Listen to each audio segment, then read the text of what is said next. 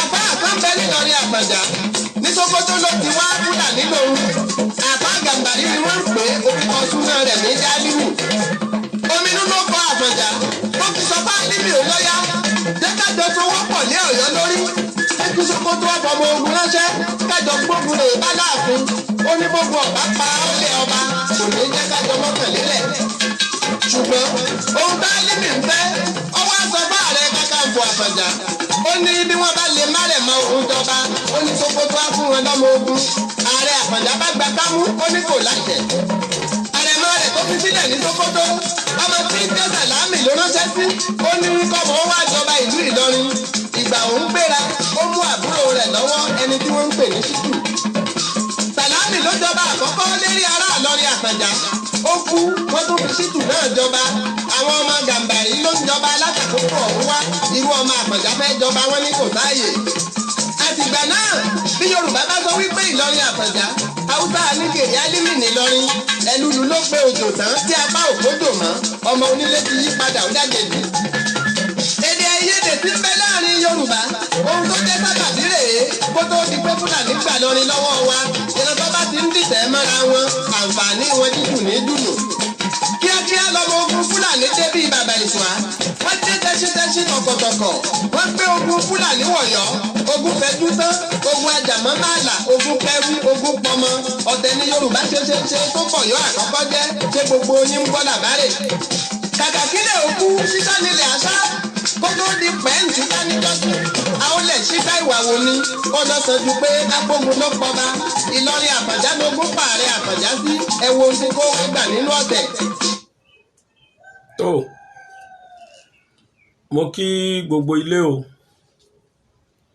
mo kí gbogbo ládéládé ilẹ̀ Yorùbá pátá mo kí lóyè lóyè mo kí gbogbo ojú tó ń wò mí káàkiri gbogbo àgbáyé ẹ̀yin tẹ́ wà Nàìjíríà àtẹ̀yin tẹ́ wà lókè òkun gbogbo yín ni mo kí pápátá wípé ẹ kú dédé àsìkò yìí ẹ káàárọ̀ ẹ káàsán ẹ kúrọ̀lẹ́ ẹ káalẹ́ níbikíbi tẹ́ bá ti ń wò mí èyí tó bá sábà àdúgbò tí ẹ mú ìwọ sáfìsì ètò wa ètò kan ètò bàbá gbàgede ìmọ̀ òun náà la gbé jáde yìí o ẹ bá wa ṣíà program yìí fún àwọn èèyàn kan lè mọ̀ pé ètò bàbá gbàgede ìmọ̀ ti jáde nínú Facebook orúkọ wa ní gbàgede ìmọ̀ with Aláwìyé Báyọ̀ lórí YouTube à ń jẹ́ bàbá gbàgede ìmọ̀ TV lórí Instagram à ń jẹ́ gbàgede ìmọ̀ _22 wọ́n ti ban Twitter bó tiẹ̀ tí wọn kò jẹ́ pàwá náà ní Twitter account ṣùgbọ́n ọjọ́ tí president wa bá ṣí Twitter account wa ní Aláwìyé Báyọ̀. Mo kí gbogbo yín mo sì kí gbogbo ojú tó ń wò mí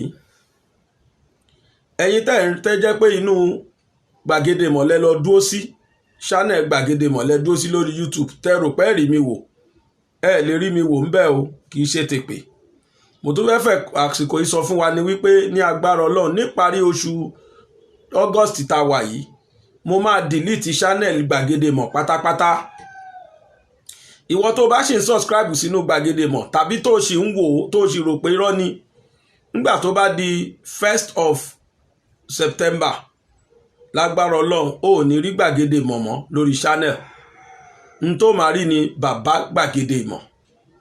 Mo wá fàsìkò ìròyìn wípé ẹ lọ nísìn sí inú channel ẹ lọ search fún bàbá gbàgede ìmọ̀ kẹ́ ẹ subscribe sí channel yẹn tàbí fídíò tẹ́ ń wò yìí kẹ́ ẹ wo ìsàlẹ̀ ẹ rí líǹkì tá a fi síbẹ̀ ẹ click lórí líǹkì yẹn á gbé yín lọ direct sí channel bàbá gbàgede ìmọ̀ TV. Ẹ̀yin tẹ́ ti wà ń bẹ̀ already tẹ́ ti subscribe mo rọ̀ yín pé ẹ subscribe fún wa. Ẹ̀yin tẹ́ sì ń wò mí lórí Facebook ẹ wo bí tí wọ́n kọ follow sí kẹ́ follow ẹ̀.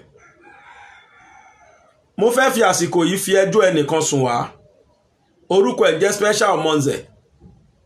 Ǹjẹ́ jẹ́ mọ̀ pé mo ṣẹ̀ṣẹ̀ láìfù tán ni nínú channel Special Omonze kò ní yà yín lẹ́nu ó ti téèyàn 300 tó ń pè mí pé bàbá aṣọ tẹ́ ẹ wọ̀ lánàá fídíò tẹ́ ṣe lánàá àtúnwò láìfù nísìn nínú channel Special Omonze. Mi ò tètè fura mo wá lọ síbẹ̀ mo rí lóòótọ́ wípé lódodo ni ọ̀gbẹ́ni ó rí ẹ̀bí ẹni pé live program ni ọ̀pọ̀lọpọ̀ wà dáyàtọ̀ mọ́ láàrin channel láàrin page mi lórí Facebook page mi ní Gbàgede Ìmọ̀ with Aláwìyé Báyọ̀ tí ẹ bá ti rí lórí page ẹ mọ̀ pé ó jí gbé ni èmi kọ́ lẹ rí láàárọ̀ yìí o èmi kọ́ lẹ wò lóòótọ́ o fídíò mi ni ṣùgbọ́n èmi kọ́ ni mo ṣe live tẹ̀rí yẹn mo ti ṣe live yẹn látànà ó lọ jí gbé ó post ẹ̀ sínú channel ẹ̀ ó wá híà ẹ̀bí ẹni pé live ni ọ̀pọ̀lọpọ̀ ti rọ́ sí gan wọ́n rò pé mi làwọn ń wò about 30,000 ló ti wo fídíò yẹn láàárọ̀ yìí nìkan special monze téèyàn bá ń jẹ tó bá ń jorí eku àdàjẹ tó bá po eku àdàjẹ o tó bá pẹja jàgbà àdàjẹ ìjọ tó bá pa àrọ̀ gidigba ọjọ́ náà agbèdélé o n tó fọwọ́ rẹ̀ tọrọ láìpẹ́ yìí á dé fún ẹ lágbára Ọlọ́run tó bá sọ pé kémi lọ máa fàsìkò mi gbá research wá fún ẹ kí wọ́n máa wá post ẹ̀ kó máa lọ play ẹ̀ nínú program ẹ̀ bẹ́ẹ̀ ń pé wọ́n ló ní ká ló ṣíà ẹ̀ ní mi ní sọ̀rọ̀ òfin promote mi ni but you are editing it and posting it fresh in your own channel lórí Facebook àwọn kan náà ṣe bẹ́ẹ̀ lórí YouTube gbogbo yín pátápátá your days are numbered màá bá yín jà spiritually màá tún bá yín jà legally gbogbo ẹ tó bá sọ pé òun máa baṣẹ́ ọwọ́ mi jẹ́ Ọlọ́run á bá tiẹ̀ jẹ́ ní lágbára Ọlọ́run your days are numbered special monze ní tó ṣe láàárọ̀ yà ṣe mọ́ ẹnìyẹn ní agbára Ọlọ́run lágbára Ọlọ́run ẹlẹ́dà àṣemọ́ ẹnìyẹn mo ti fẹjọ́ ẹ̀sùn àwọn tó yẹ kí n fẹjọ́ ẹ̀sùn Ọlọ́run dẹ̀ rí pé mo try mo ṣe àlọ́ síwájú ìjà fún ẹ but you vent on saying you want to spoil my work you want to spoil my program don't worry n tó kọ lẹ́tà sí máa dé fún ẹ láìpẹ́ yìí ìyẹn kọ́ ni n ta wá sọ lénìí inú mi ò dùn tẹ́ ẹ bá wo title fídíò yìí ẹ rí pé nǹkan tí ó lágbára ni fún ẹ̀yin tẹ́ ń wò lórí Facebook title ọ̀tọ̀ lẹ máa rí bẹ̀ lórí YouTube àmọ́ lórí Facebook tájọ́ ń wò wáyìí mo ṣe parí program lánàá lẹ́nìkan pè mí wọlé ló ní bàbá Gbàgede Ìmọ̀ mo ní sáà ó ní ẹ lọ kó ẹrù yín lálẹ́ gbọ́dọ̀ sùn Nàìjíríà mọ́jú o ẹ̀yin àtìyàwó àtọmọ ẹ sá kúrò Nàìjíríà o pé torí ní àárọ̀ ìtílẹ̀ bá mọ́lé ní Monday yìí wọ́n ti prepare bill kan lẹ̀ tí federal government máa sign kí ni bíìlì ọ̀hún wọ́n náà sọ pé wọ́n fẹ́ proscribe gbogbo àwọn tí wọ́n ń ṣe Yorùbá nation agitation pé wọ́n máa sọ gbogbo wọ́n máa sọ wọ́n di terrorist group wọ́n máa name wọn ní terrorist group so máa wá ṣa gbogbo àwọn tó agitate káàkiri ní tí mo kọ́ bí ẹni yẹn léèrè ni pé rírí tó rí mi kí ló mọ̀ mí sí ó ní journalist mo ní nínú òfin journalism you are free to report any news in as much tó bá jẹ́ authentic ni I'm a reporter and I'm free to report any news in as much it is authentic. Gbàgede Ìmọ̀ channel is a reporter channel. We are investigative journalism all and practice. So pé wọ́n win chọ́ǹtì mi wọ́n lé mi kiri yẹn èmi ò báyàn sá lọ anywhere o torí pé ìka tó bá ṣe lọ bá ń gé. Then kí ló fa agitation gan mo ń bọ̀ torí ẹ̀yìn èèyàn kan máa ń believe kẹ́ ẹ̀ tó sọ pé lórí irọ́ ni mo fẹ́ kà fún wa mo fẹ́ ká rí torí pé mi náà wá lọ search fún tẹ́niyẹn sọ yẹn ṣé mọ̀ páwọn èèyàn wa nígbà míì wọ́n máa over ṣe nǹkan ó kàn lè gbọ́ fírímbì kan kó má jọ authentic ló gbọ́ èmi náà wá lọ search fún nínú àwọn newspapers tí mo ti máa ń gbé news mo bá ń bẹ̀ lóòótọ́ o ṣùgbọ́n bóun kàn ṣe sọ́kọ́ lórí but lódodo ni wọ́n plan láti ṣe bẹ́ẹ̀ lódodo ni gọ́fìmẹ̀ntì plan láti sọ àwọn tí wọ́n ń jà wípé kí Fúlàní má pa àwọn mọ́ láti sọ wọ́n di terrorist group kódà the funniest part ni pé bàbá Banji Professor Banji wọ́n sọ pé tọ́ni ìlànà ọmọ Oòduà kódà wọ́n náà máa declare àwọn wanted láìpẹ́ bàbá Bánjí Akíntóyè ìgbà tí mo ka news yẹn ó freak mi pé yes if federal government could do that ẹ ti ẹ̀jẹ̀ kọ́ ẹ̀jẹ̀ mò ń bọ̀.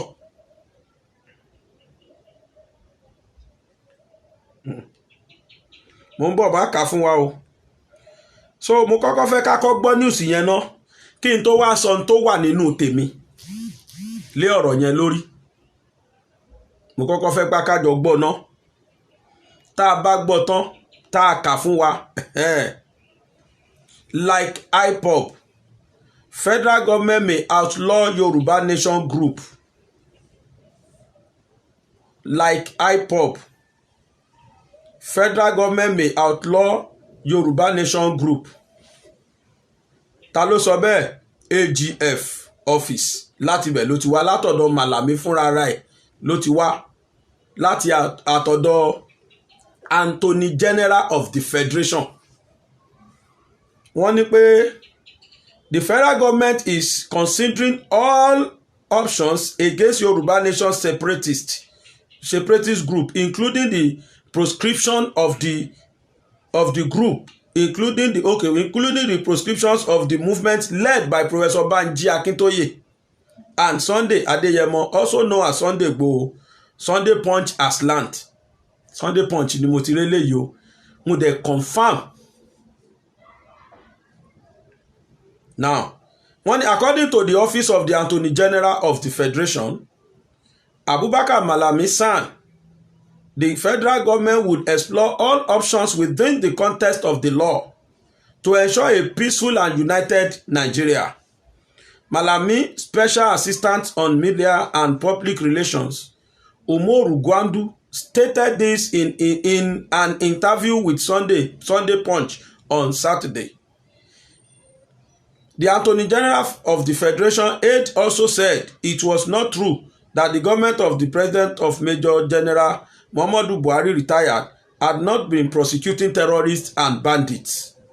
Gwandu, however, did not give details of what the government has been doing on the planned extraditions of Igboho, who has been in a detention facility in Cotonou. Ọ̀rọ̀ yẹn la gbọ́ yẹn. Ó tó ọ̀nà bíi mẹ́fà tí mo ti rí news yẹn kó tó di pé mo rò pé yes, it is real. This was federal government plan. Now tí mo wá fẹ́ sọ ni pé ó normal tí wọ́n bá ṣe bẹ́ẹ̀ wọ́n kú oríire wọ́n ṣe dáadáa. But ìbéèrè tèmi wá ni pé sir, your excellency, Mr. President, tí ẹ bá pe àwọn tí wọ́n agitate fún Yorùbá Nation, bó tiẹ̀ tí n kò jẹ́ pé òfin wà tó gbà wọ́n láyè láti ṣe bẹ́ẹ̀ lọ́ndà òfin kódà constitution Nigeria àti constitution United Nations ó gbà wọ́n láyè láti ṣe bẹ́ẹ̀. Now tẹ́ ẹ bá wá pé Yorùbá àwọn tó agitate fún Yorùbá Nation ní terrorist group, ẹ jọ kí ni ká pè Miyetti Allah? Gbogbo àná la wo fídíò. The same government called in 2017 kọ́ ni wọ́n pè Miyetti Allah, ó dàbí 2018 ni wọ́n pè Miyetti Allah tí wọ́n fún wọn ní some billions of naira. I couldn't recollect, mo ti gbé wá program yìí rí. Tí wọ́n fún wọn ní some billions of naira wípé kí wọ́n bá wọn group wọn sọ̀rọ̀, kí wọ́n sì ṣe sùúrù náà kán má ti jiyàn gbé báyìí kan jẹ́ káwọn títí ọdún méjì máa fi pé tó máa fi lo 2019 tán. Then àìmọye ìgbà onígúnmi ti jẹ́ ká mọ̀ pé terrorist làwọn ẹni, wọ́n á jiyàn gbé, wọ́n á pa àwọn èèyàn, wọ́n á lọ́jọ́ ọmọ skul. àìmọye ọmọ skul tó sì wà nígbèkùn wọn nísìn, àwọn ọmọ Baptist yẹn sì wà lọ́dọ̀ wọn. They are asking for millions of naira.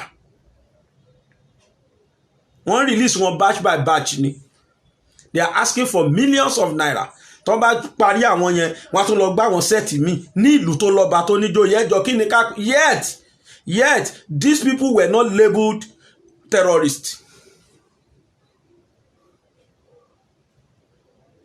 Wọ́n pè wọ́n ní terrorist group. But àwọn ẹni yìí tí wọ́n láwọn ń ṣe Yorùbá Nation sá, èèyàn mélòó lẹ lè náwó sí tí wọ́n ti parí?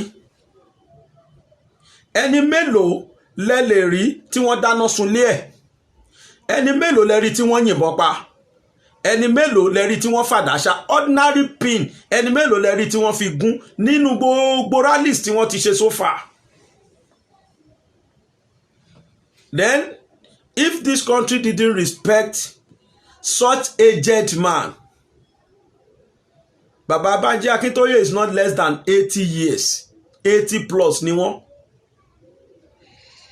Is very very close to 90, and you threaten to arrest such person. It will be a whole taboo in this country. Tiru ẹ̀ bá ṣẹlẹ̀. First of all, wọ́n ní pé gbogbo press wọ́n gbọ́dọ̀ report to activities àwọn bandits àti Boko Haram. Wọ́n kọ́kọ́ ban nìyẹn, àwọn press ò gbà. Wọ́n lẹ́ni tí Boko Haram bá ti ṣe, no press must report them. Àwọn yẹn free. Ẹ ṣe 86 years. Ọdún mẹ́rin péré ló kù kí bàbá yẹn pé 90. And yet you went on arresting him. Mo wà very very surprised gbà tí mo rí news yẹn pé before government can do that, sir, your excellency, I would rather advise you first of all name Miyetti Allah terrorist group first. Because that group, in fact, they are the well-known terrorist group.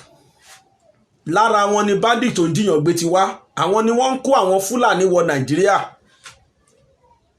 And yet they are free. Ó tiẹ̀ tó stage kan tí Gumi sọ pé don't call them bandits again, call them herdsmen. Nílùú tó lọ́ba tó níjòyè. Ṣé 87 years èyí tó hùn kò jẹ́ bẹ́ẹ̀, etí ṣá ni bàbá. So if Gumi is working freely in this country without no any obstruction, tó dẹ̀ ń ṣe fídíò tá à ń rí pé ó lọ ń bá wọn bandits, ó ń bá wọn rìn, ó ń bá wọn ṣe, kódà ó ń gba ransom, ó lọ kó fún wọn. And àwọn ẹni ẹlẹ́ni kí ló fa gbogbo, let me tell you, ẹ jẹ́ kájọ jókòó round table kájọ sọ at the first instance, kí ló fa agitation Yorùbá nation? Why did people decide to go on their own way? It was because after many efforts to stop these killer herdsmen, after those efforts has failed, and they saw it that federal government is not making any move to stop these killings, that's why these people said, okay, instead kí ológbò kó máa ṣe akápò ẹkùn, ẹ jẹ́ ká ṣọdẹ wa lọ́tọ̀ọ̀tọ̀. Ntẹ́mi rí bẹ́ẹ̀ tó fà á nìyẹn. These people didn't agitate, they did not agitate in 2019. Our present government spent good 4 years. The whole Yoruba supported him because then we saw what was okay with him. Èmi tí mò ń bá yín sọ̀rọ̀ yìí, àwọn tí wọ́n bá mọ̀ mí dáadáa níbi tí mo gbé ní ìgboro Ìbàdàn, èmi ra minerals, mo dìídì ra bíi 10 crates of minerals. Tí n bá ti rí ẹ tó wà lórí ìlà, màá ti fojú sùn ẹ pé ilé ti lọ dìbò láti lè appreciate ẹ pé ó ti ẹ̀ jáde dìbò. Bàbá mi kọ́ ni Buhari.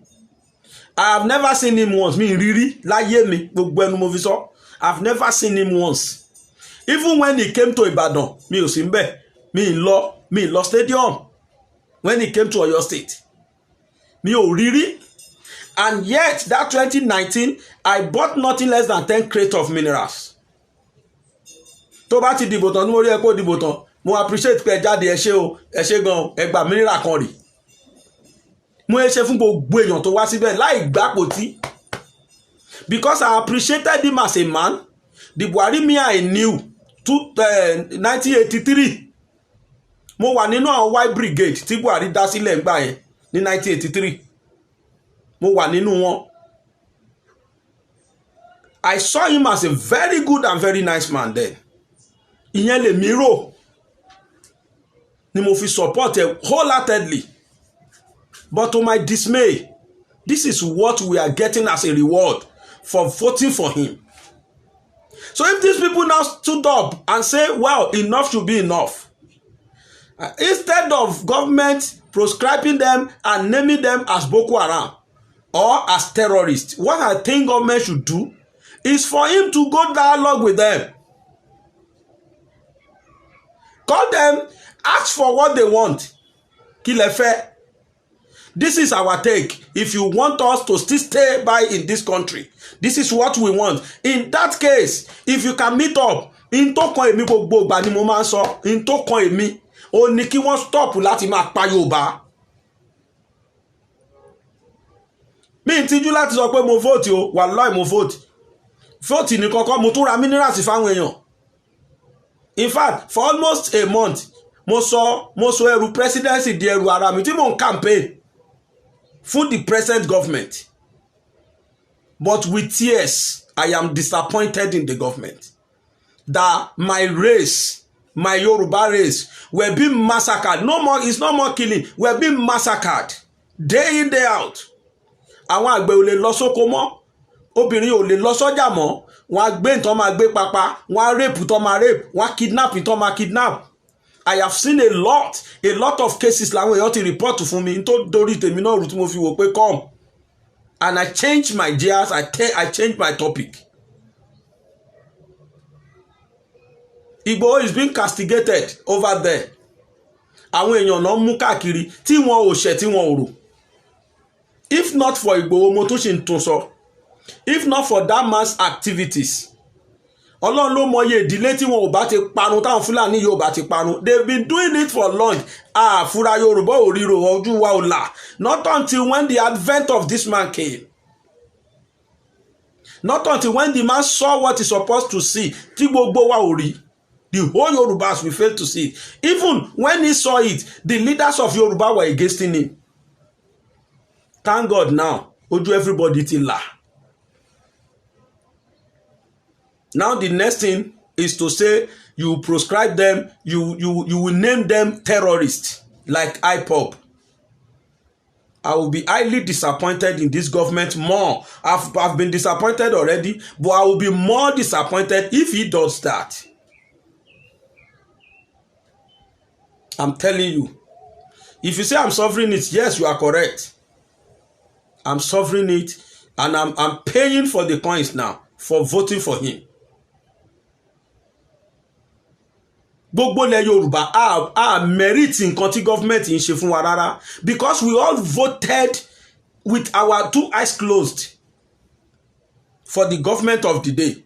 Ó ṣe ó kéré kò kéré, ìbò ilẹ̀ Yorùbá wà núbò tó gbé government yìí wọlé. Why will you now turn us to terrorists? And yet you welcome your own terrorist brothers. You welcome them, giving them food, giving them clothes. Kò ní yà mí lẹ́nu ṣá tí government bá yí padà wípé kò possible, àwọn kan halẹ̀ mọ́ wọn ni. Oríṣiríṣi àwọn èèyàn náà ti gbé sípèkùn. Àwọn G49, àwọn V49 tó arrest on the 3rd of July. Ṣé believe pé dèní bí mo ń bá yín sọ̀rọ̀ yìí, kì í ṣe gbogbo wọn náà release tán. Díẹ̀ nínú wọn báyìí ni wọ́n release. Till now, I have proofs. Àwọn Lady K wà ńbẹ̀. Ẹ wá bí gbogbo àwọn tó ń gbé àwọn ẹni pé kí lẹ̀ṣẹ̀ wọn. Tí ìbá sí divine intervention ni, kábíyèsí Ògbóni àbí kí náà pé bàbá yẹn, ìbá lọ sí. Because àwọn ọlọ́pàá ti yílé lórí tán already wípé òun ló pa ọmọbìnrin tán pa yẹn. Thanks for justice. Thanks for DPP advice tó wà. Tí bá sí DPP ni, bóyá máa yẹn bá ti ẹsẹ̀ bá ti jìnnà. Kó tó di pé àwọn yẹn grant and bail. And yet, the government is planning to proscribe these people, to name them terrorist group. Why Miyetti Allah shall be working freely in the country? Àwọn tí wọ́n sponsor bandits, àwọn tí wọ́n encourage Fúlàní kí wọ́n máa pa àwọn èèyàn, àwọn tí wọ́n ń gbé àwọn Fúlàní tó ń pa àwọn èèyàn wọlé, you left them alone despite the fact that they've done a lot of videos níbi táwọn tí ń pààyàn. They've done a lot of videos níbi tó ti ń kó arms and ammunitions wọlé. We've seen a lot, more than enough. Èmi nìkan ní tó 30 lọ́wọ́. Different videos. Kí ni ká ti wá pè? kí ni ká sọ pé ó ṣẹlẹ̀. Although àwọn àgbàlagbà ti dá gọ́fìmẹ̀ntì lóhùn o, bẹ́ẹ̀ ni àwọn ìjọ kan wọ́n ti dá gọ́fìmẹ̀ntì lóhùn. Àwọn ìjọ yẹn jẹ́, mò ń bọ̀ ẹ jẹ́ kí n kà fún wa. Federal government warned against move to proscribe Yoruba nation. Federal government warned against move to proscribe Yoruba nation. Buhari warned against move to proscribe Yoruba nation. Human Rights Writers Associations of Nigeria, URUWA, has again said the failure by the federal government to declare as terrorist groups Miyetti Allah Cattle Breeders Association of Nigeria, MACBAN, and Armed Fulani Militia is unjust. Ntí mo sọ sí nìyẹn. Uruwa said the Buhari government moved to proscribe the Yoruba nation separatist group led by Professor Banji Akintoye and Sunday Igboho will amount to killing the housefly with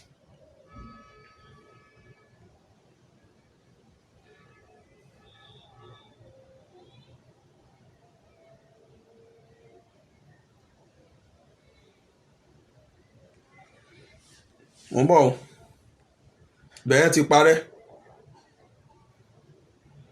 So we amount to killing the housefly with a gun. Èyí tí mo sọ gangan làwọn ẹni náà sọ. Nínú ẹ̀ mo rí pé bàbá Bánjí Akíntóyè ti sọ̀rọ̀ pé àwọn ò sá lọ o. Kò sí nǹkan tó fẹ́ má wọn sá lọ láíláí. Wọ́n láwọn ò sá lọ. Wọ́n ní lágbára Ọlọ́run àwọn ń padà bọ̀ láìpẹ́ sí Nàìjíríà pé kíjọba wá gbé àwọn. Páwọn wà available anytime, any day. If a man of 87 or 86 thereabout, if we plan to arrest him at his age, after serving this country wholeheartedly, it will be a taboo for this country to have done that.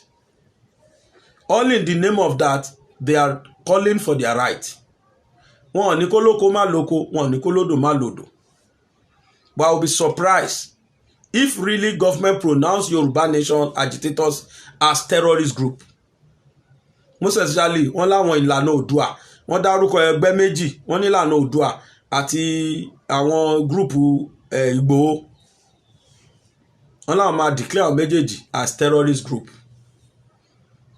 Let us keep our fingers crossed. But before government could do that, I believe they will first of all name Miyetti Allah as terrorist group.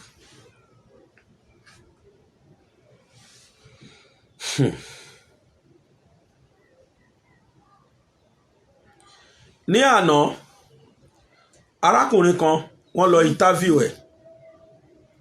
Tí ẹ bá rántí ẹ̀yin tẹ́ gbọ́ kéèsì mo sọ̀rọ̀ àwọn G49 lẹ́ẹ̀kan.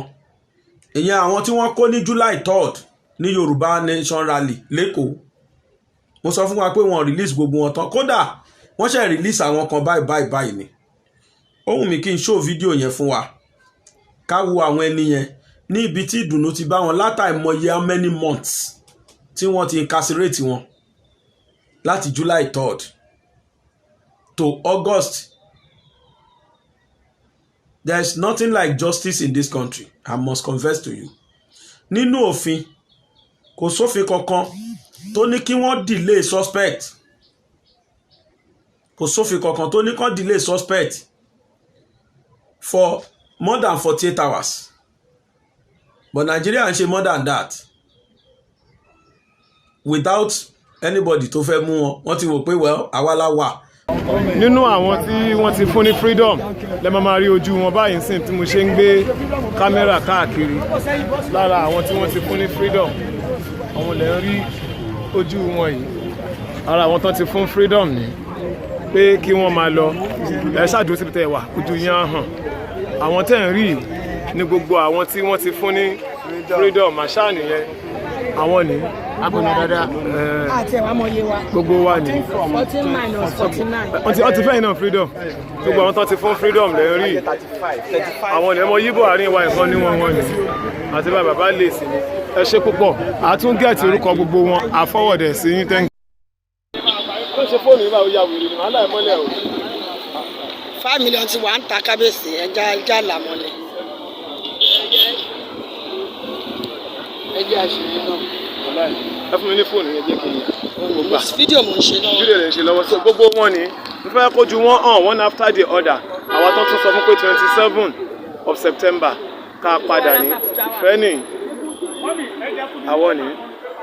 Àwa 27th ká máa padà ní 27th of September including kábíyèsí ọba Ògbóni àbáláyé tẹ̀ ń gbóhùn wọn yìí. Thank you very much. I must send our pictures náà sí yín very soon. Thank you. Àwọn tó ń lọ sí court tán ní kán padà 27th nìyẹn. Àwọn tó ń ṣẹ̀ṣẹ̀ wá release. These people are happy pé at last àwọn ṣàgbà freedom. Yet wọn ti free wọn náà o. Wọ́n sì ń pààrà court. Láìṣẹ̀ láìrò. The Miyetti Allahs are there. Èyí tó ń dùn mí ni pé tẹ́ ẹ bá mú bandit léni tẹ́ ẹ bá gbé lọ police station ẹ kàn waste time ara yín ni o. Because ẹ̀mí immediately náà ti máa filẹ̀ lẹ́ni tó ti pa ìmọye èèyàn. Kò yé mi o, kò yé mi o, kò yé mi kí ló ń ṣẹlẹ̀ nílùú yìí o. I cannot say. I begin to ask myself, ṣé Nàìjíríà tí mo mọ̀ tẹ́lẹ̀tẹ́lẹ̀ náà mo ṣe wà ìṣá? Kò lè tó, ó lè tẹ́lẹ̀ bẹ̀ kò lè tó yìí. Èmi àti Fúlàní jọ wà ní class from my primary school to secondary school level. Wípé mo máa jẹ túwó rí. I often said it here. I have said it times that number. Pé mo máa jẹ túwó mọ́láàrí. Ọ̀dọ̀ Fúlàní mo ti kọ́ jẹ. Òmòrù Yaro. Ilé ìyẹ́ láti máa lọ jẹ túwó. Very loving, very peaceful. Láti kékeré wọn láti bẹ̀rẹ̀ primary school tàbí jọ jáde primary 6. Wọn kì í gbébọn wọn ríbọn rí. All of a sudden things just change in this country. Friends just turn to foe. Ọ̀rẹ́ kò dọ̀tá lójijì ni.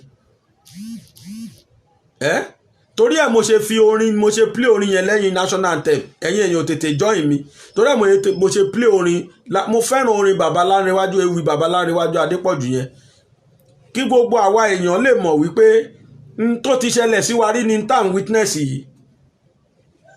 Ẹ̀yin tẹ́ ti wo Tani Fúlàní ẹ kúkú ti rí gbogbo mo ṣe analyze ẹ̀. It's not new, like seriously. History làwọn náà padà lọ kà.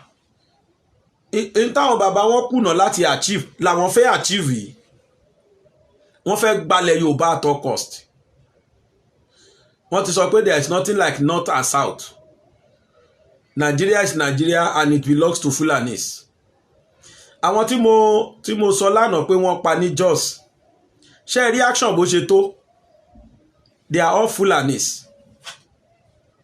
Reaction bó ṣe tó? Kí á pa àwọn ti arrest àwọn èèyàn l'Ogun State. Kí á pa àwọn ti set up committee nítorí pé Fúlàní làwọn ẹni yìí. Àìmọye àwọn tí Fúlàní ti pa ní Gàngàn tí wọn ò set up committee o. Deni wọn tiẹ̀ láwọn gbọ́ kódà mi gbọ́ tí kí gọ́ọ̀mẹ̀ntì sọ sí rí. At least ó tẹ̀ mẹ́ta bẹ́ẹ̀ tí wọ́n ti lọ pa àwọn èèyàn ní Gàngàn lápàgbé. News kan station kan interview lọ́yà Ìgbòho. Mo wo fídíò yẹn inú mi dẹ̀ dùn kódà fi mí lọ́kàn balẹ̀. Mo mọ̀ọ́mọ̀ máa sọ̀rọ̀ nítorí ẹ̀yin tẹ́ ti fẹ́ pa mí. Kí ni latest lórí Ìgbòho bó ti rẹ̀ tó tún ti kọ́ nísìn. Kí ni latest lórí Ìgbòho ẹ jẹ́ ká gbọ́ latest. Èmi náà gbá research lórí latest. Àmọ́ mo wá rí àwọn kan tí wọ́n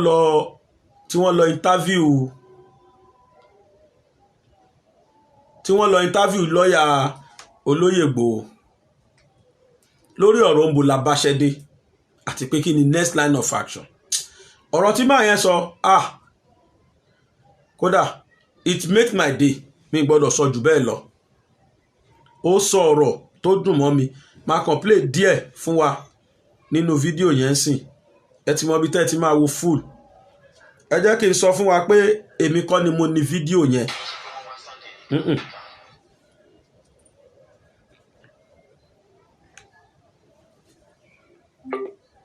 máa yẹn máa sọ àwọn newspapers tí wọ́n ní wọ́n dìde lọ wọ́n lọ interview ẹ̀ ni. ìjọ afẹ́kẹ́ ṣàlàyé gbogbo ohun tí ó ṣẹlẹ̀ pàápàá ìrìn àjò Sunday Igboho níbẹ̀ afẹ́kẹ́ ṣàlàyé fún gbogbo Nàìjíríà ká tó máa tẹ̀síwájú bí yòókù káwọn ọmọ Nàìjíríà náà ti ẹ̀dùn kán mọ̀ pé lóòótọ́ bẹ́ẹ̀ náà lórí.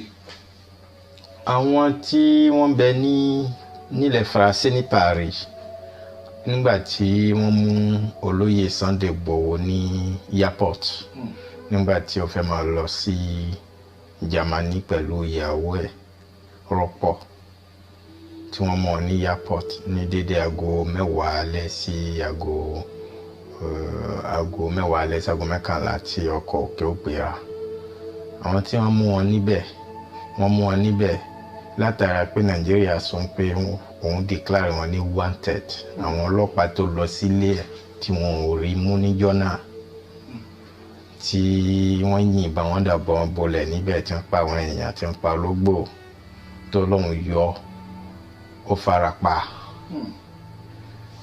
kó tó wá di pé ó yọ sí Benin ó yọ sí airport tí wọ́n tẹ̀lé tí wọ́n ti fẹnura wọn sọ ní Nàìjíríà òun ló jẹ́ kí wọ́n tọ́ka ẹ̀ fún wọn ní airport nípa ẹni tí wọ́n ń wá ní Nàìjíríà náà ni làwọn ọlọ́pàá fi mú kò jù bẹ́ẹ̀ lọ passport Nàìjíríà náà ni wọ́n bá ní ọwọ́ ẹ̀ kí àwọn èèyàn kan yìí máa ṣe speculation kí wọ́n máa sọ nǹkan tí ojú wọn ò rí àbárẹ́jọ́ passport níwájú adájọ́ nǹkan kan lọ ńbẹ̀ tí ọmọ Nàìjíríà ní olóyè Sunday Igboho ẹjọ́ pé wọ́n declare ní wanted ní Nàìjíríà a sì gbọ́dọ̀ rí dárídájú kí ló lè fà á ẹjọ́ ẹ̀ ni wọ́n bá rò nǹkan tó fà á tí wọ́n fi mú nìyẹn nígbà tí wọ́n sì mú wọn gbé lọ sí àgọ́ ọlọ́pàá wọ́n gbé lọ sọ́dọ̀ àwọn criminal police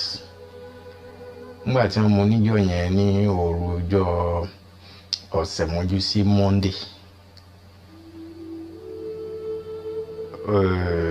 èmi dé wọ́n gba èmi níbí àwọn tó wà ní Paris àtàwọn tó wà ní England tó wà ní London àtàwọn tó wà ní America wọ́n sọ wọ́pọ̀ wọ́n gbé mi dìde kí n tún dé Benin ní 22 ọjọ́ Jímọ̀ mọ́kànbí wọ́n sì ti mú láti 18 sí 20 18 and 19 ni wọ́n ti mú ìdánwò tó wà lọ́wọ́ àwọn ọlọ́pàá títí èmi fi dé Kòtónú ní alẹ́ ìjọ Jímọ̀ èyí ní já sí 22-23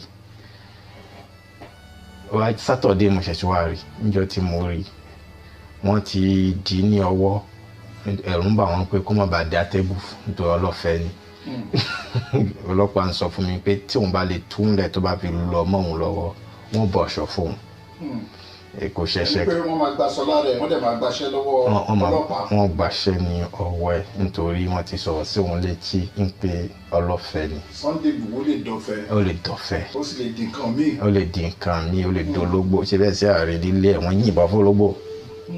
bí nípa pé ó dológbò ńgbà tí wọn ò rí ni wọ́n pa ológbò ń bẹ́ẹ̀. àwọn nǹkan bẹ́ẹ̀ ni wọ́n sọ sétí fáwọn ọlọ́pàá Benin ní wọ́n bá ṣe so mọ́wọ́ títí wọ́n túyàwó ńlẹ̀ wọ́n tú ọkọ ńlẹ̀ títí mo fi débẹ̀ ní àárọ̀ Saturday mo máa débẹ̀ láàárọ̀ Saturday mo ní kí ló lè jẹ́ kí ló ṣe wọ́n mọ́ Sunday ni pé ajìjàgbara ní Sunday activist ni human rights ni ẹni tẹ́ mú ẹjọ́ wo ni ẹ̀sùn wọn náà fi kàn án ó ní sọ pé ó fẹ́ gbàjọba ó fẹ́ ṣe ẹni tó fẹ́ gbàjọba ṣé ó jalè ni àbó bábìnrin sọ tipátipá àbí ó jẹ wọ́n lówó ni kò sanwó lè fi mú sí custody ẹni ẹ̀wọ̀ àwọn tẹ́ ń kó sọ lẹ́nu ní yóò dọ̀fẹ́ mọ́ òun lọ tó bá lọ wọ́n gbàṣọ mú ni ọ̀rọ̀ òfin sọ pé tó bá lọ kí wọ́n gbàṣọ mọ́ ẹ lọ àbófin ní tí ọba wáyé bẹ́ẹ̀ kí kò dí ní ọwọ́ kó má di lẹ́sẹ̀ lọ́wọ́ sọ fún mi pé wọ́n ní wọ́n yìí ṣe bẹ́ẹ̀ ń bò mí àwọn yóò dológbò yóò dìgbà gbogbo àwọn ẹgbẹ́ yìí ń pọ̀lọpọ̀lọ ẹ ṣe gẹ́gẹ́ bẹ́ẹ̀ ni tí ò ní dá nǹkan kan tí ò sì ní dọ́fẹ́ kẹtù kínní kọ lọ́wọ́ ẹ̀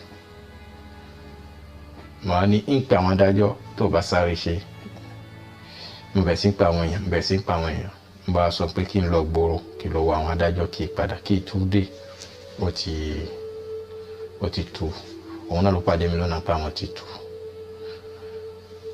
ó níbẹ̀ ni ǹjẹ́ mo lè rí ó ní ìrìn kí ṣe sùúrù díẹ̀ mo bá ṣe sùúrù fún díẹ̀ ló bá pè mí wọlé ìyàwó ẹ̀ sì ti wà pẹ̀lú mi lẹ́ẹ̀kan náà Professor Akíntóyè Banji nígbà tí mo ti dé wọ́n ti ń pè mí nígbà tí mo fi lọ bó tí mo ń bọ̀ wọ́n ti ń pè mí mo ní mo ti sọ máa gọ ọlọ́pàá náà pé mo lọ ṣàwọn òwe ní bòrò ni wọ́n á ní kí n bá dẹnu ọ̀nà náà ń bá ọmọbìnrin kan bẹ̀ ìyàwó ẹ̀ ni mo sì ń sọ̀kalẹ̀ ní mọ́tò mo sì ń dẹnu ọ̀nà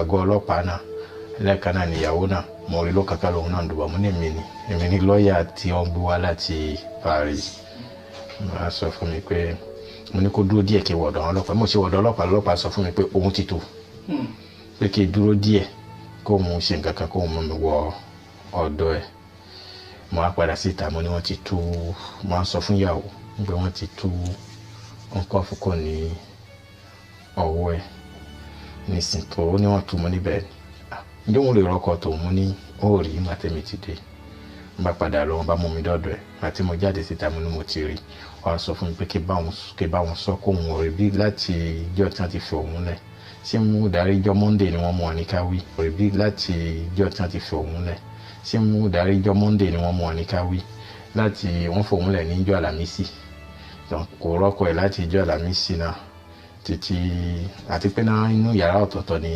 wọ́n tí wọ́n kà kún wọn lọ́lé ẹjọ́ níjọ́ kan náà ó ní òun fẹ́ rí Májàsọ́lá ní pé ọkọ ẹ̀ òun fẹ́ ró lóyè wọ́n á sọ fún ọlọ́pàá pé bọ́ ẹ jẹ́ kó rí ọkọ ẹ̀ ọlọ́pàá náà sì gbà fún mi pé yóò rí kí n sọ fún pé kó wá mo wá tó mo wọlé ló bá ra ń jẹ fún ọgbà yẹn mo ti jáde mo ti lọ pé dókítà nítorí ti sọ fún mi pé ara fẹ́ mọ́ dùn apátẹ́ wí náà ó fi hàn mí mo pe dókítà wálé kẹ́lẹ́ dókítà náà sì wá ó ṣèwòsàn fún ọkọ̀ ìwé fún nígbà tá a ríra sí mo fẹ́ràn Yorùbá pípọ̀ àdìmọ́ra wa lẹ́ẹ̀kan náà ẹnìkan tèmi náà fẹ́ rí ni àmọ́ kò sí nǹkan kan tí ó mú mi pàdé ẹ̀ bẹ́ẹ̀ èyí tó ṣẹlẹ̀ yìí náà ni Ọlọ́run fẹ́ kókó ṣẹlẹ̀ ká lè fi dìmọ́ra wa nígbà tí wọ́n yọ jáde kó ní ààyè tí wọ́n gbé sí lẹ́ẹ̀kan náà la dìmọ́ra wa lẹ́ẹ̀kan náà mo níta ló ní kí wọ́n tí wọ́n wà nínú wọn sùn kankan mẹ́ lọ ó ní ọlọ́pàá ló wá bá mi nísìnyí pé lọ́ọ̀yà Fálọlá ní kí wọ́n tó mú mo ní mi ni mo á yọ fọ́tò ẹni tó rán mi wá fún ìyẹn lọ́ọ̀yà Ọlásùpọ̀ Òjó mo ní ṣé o mọ ẹni mo á fi hàn lérí WhatsApp mo ní ṣé o mọ ẹni yìí báyìí ó ní lọ́ọ̀yà Ọlásùpọ̀ Òjó ni mo ní àwọn tí wọ́n fi mi ránṣẹ́ ni ọ̀kan náà àwọn lọ́ọ̀yà tó pè mí láti Nàìjíríà tó connect mi mọ́ àwọn tó wà ní London wọ́n á fi heritage fi hàn gbọ́ iṣẹ́ ọmọ ẹni tó ń pè ní heritage olóhùn mọ àwọn wọn náà tó fi mi ránṣẹ́ nìyẹn ẹ̀yìn dáadáa ni. apá kan ń dùn ó tún fẹ́ pé ká lọ yẹ̀ wò nínú radio ecography radiography kí wọ́n wò ipa kan ń bẹ níbí báyìí fún ìyẹn àpá kékeré kan wọn ló wà ní ẹgbẹ́ olóyè. bẹ́ẹ̀ ni wọ́n kọ ìwé fún wọn ará ń dùn ṣe mọ̀ pé ẹni tó bá gbé nu handcuff fún ọjọ́ pípẹ́ ibà yìí ni mà ń dùn àkọwé wọ́n kọ̀wé ara dúdùn fún lóríṣiríṣi wọ́n lo ìwé fún àwọn ọlọ́pàá bá mi lò nígbà tó ti jọ́ kejì tó tún ní kò tí ì balẹ̀ dáadáa a tún lọ mú dókítà míì wá fún òun náà tún kọ ìwé fún nítorí tára ẹ̀ ò bá le tó bá lọ ilé ẹjọ́ òní lè sọ̀rọ̀ dáadáa gbogbo yẹn la kọ́kọ́ yanjú náà kí ó tó á di Monday tí wọ́n á gbé lọ ilé ẹjọ́ nígbà tó wá dé ilé ẹjọ́ láàárọ̀ ọjọ́ Monday inú gbádùn ló wà ìjọba Benin tọ́jú ẹ̀ pípọ̀ kẹ́yàn kó ti tẹ̀gàn kó nítorí gbogbo nǹkan táwọn èèyàn ń sọ pé nígbà tí wọ́n mú ní airport wọ́n fàdéwò ya wọ́n lù ú wọ́n ṣe gbà kò rí bẹ́ẹ̀ wọ́n lò lóye nǹkan tí kò yí àwa ọmọ Yorùbá ó pọ̀ wọn ní kó má ṣe òṣèlú láyé wọn ṣe lẹ́ẹ̀wọ̀ nípa kó má lè sọ̀rọ̀ òṣèlú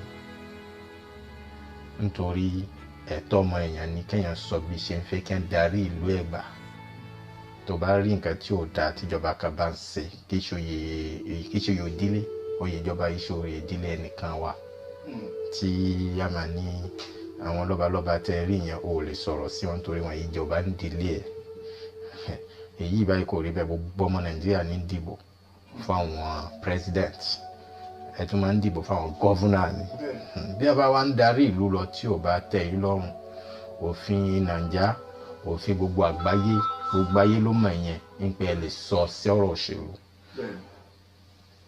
nǹkan tí olóyè ṣe kò sẹ́wọ́ ń bẹ́ẹ̀ kò rú òfin àwọn tí wọ́n lọ lé ẹ̀ lọ yìnbọn àwọn ni wọ́n jẹ̀bi nǹkan tó ṣe jẹ́ pé ńgbà tá a mú tí a ti ń declare wanted a gbọ́dọ̀ mú náà ni ká wádìí nǹkan tí wọ́n fi ń lé bọ̀ nǹkan tó fúngbà tí wọ́n sì mú wọn àgọ́ ọlọ́pàá ni wọ́n kó wọn lọ tá a bá sì ti mú yàn ká tún lè wádìí ẹ̀ bá a ṣe ń ṣe fún gbogbo èèyàn náà láṣẹ a lè sọ ọwọ́ ẹ̀ mọ́lẹ̀ a lè ṣe gbá a lè ṣàwà àmúgbà tá a bá ti wá rí ìrànrí bí ọ̀rọ̀ ṣe lọ tó gba lọ́ọ̀yà àti tó lè kí wọ́n jẹ́ kí lọ́ọ̀yà lè dá sínú ẹ̀ ṣe bí kí ààrẹ jẹ kí àṣìṣe kó mọ̀ wọnú múmú èèyàn ni wọ́n ṣe jẹ́ kí lọ́ọ̀yà kó ti bẹ̀rẹ̀ sí máa tẹ̀lé èèyàn láti ọgbà ọlọ́pàá tó bá rí lọ́ọ̀yà tọ́lọ́hún gbà fún tó ti mọ ọwọ́ ẹ̀ tó mọ ìtàn tí ò fi bá àwọn ọlọ́pàá sọ̀rọ̀ ni pé wà kí ló gbọ́ pé ó ṣe àsìkò tí wọ́n bá mú èèyàn sọ́gbà ọlọ́pàá investigation ló bẹ̀rẹ̀ níbẹ̀ wọn lè tí ìdájọ́ ẹ̀ ìbẹ̀rẹ̀ ìwádìí tẹ̀ ti ṣe kí lẹ gbọ́ pé ó ṣe tó bá rí lọ́ọ̀yà tí ó bá rí ọlọ́pàá tó mọ ọwọ́ tí ó fi bá ọlọ́pàá sọ̀rọ̀ nítorí àgọ́ ọlọ́pàá àṣẹ náà máa ń pa ń bẹ̀ tí wọ́n bá wọ ọbẹ̀ tó jẹ́ lọ́ọ̀yà tó fẹ́ tàn fi bí pé kí lẹ gbọ́ pé ó ṣe tó ṣe bí ọlọ́pàá pẹ̀lú ẹ̀ tó tí wọ́n náà ń gbéra ẹ̀ sáyé ọlọ́pàá wípé àjọ ń ṣiṣẹ́ ni ìwọ ò ṣe tiwọ̀ èmi náà ò ṣe tèmi kí ni ká wí pé ó ṣe nísìn kí lẹ gbọ́ nínú investigation kí lẹ gbọ́ lẹ́nu ẹ̀ kí lẹ̀yin wá gbọ́ níbòmí ọlọ́pàá ọ̀sà sọ kẹtì ṣì kẹtẹ gbọ́ ni èyí bá yóò tó ẹ̀ṣẹ̀ tẹ́ fi so mọ́lẹ̀ ẹ̀ṣẹ̀ ti sọ fáwọn adájọ́ nítorí àsìkò tá a wáyé àti ìdèdè ẹjọ́ ẹ̀ ń ṣe ìwádìí lọ́wọ́ ni ẹ̀ ń kó àwọn evidence jọ lọ́wọ́ ni wọ́n bá tẹ́ rí yìí kò ní sálọ bìkan èmi dúró fún yín kò ní sálọ ẹ̀ tú lọ́wọ́ lẹ̀ bí wọ́n ṣe tó nìyẹn tí wọ́n fà á sí pálọ̀ tó dáa báwo lẹ máa ń pè é àyè tí àwọn ẹ̀jẹ̀ mùkẹ́mùkẹ́ wà wọ́n gbé jókòó síbẹ̀ làwọn lóore fún nísì nítorí àkọ́kọ́ nǹkan tá a ṣe fẹ́ ni tí wọ́n bá mú bẹ̀ sínú àhámọ́ tá a bá gbé jáde àkọ́kọ́ gbé dókítà fún náà kí wọ́n kọ̀wé fún nítorí àti mọ̀ bí tẹ́jọ́ parí sí kì í ṣe ẹlẹ́wọ̀n kì í ṣe ẹni tó jalè kì í ṣe ẹni tí wọ́n ní ó ti ṣẹ̀wọ̀n rí ó jìjàgbara ni bá a bá sì wà nílùú tí kò bá sáwọn tí ò mọ jìjàgbara àwọn tó wà lóye wọn mọ kẹtí ń ṣe níbòmíì ẹ̀yin tí ẹ ń jìyà látara oyè tí àwọn ń ṣe ẹ̀yin lẹ lè mọ nǹkan tí ń kàn yín ẹ̀yin lẹ mọ sọ̀rọ̀ ni àwọn tọ̀hún ò fi gbọ́ tó bá sì wá bí wàhálà ó di dandan kó sá màjàmásálà fi mọ akin lójú ogun tọ́hún sísá tó sáwá bè nìyẹn ẹ̀tọ́ tiwa ní tí ká tábà náà wọ́n ń wà ní Nàìjíríà ẹ̀tọ́ wa ní ká mú ká béèrè dí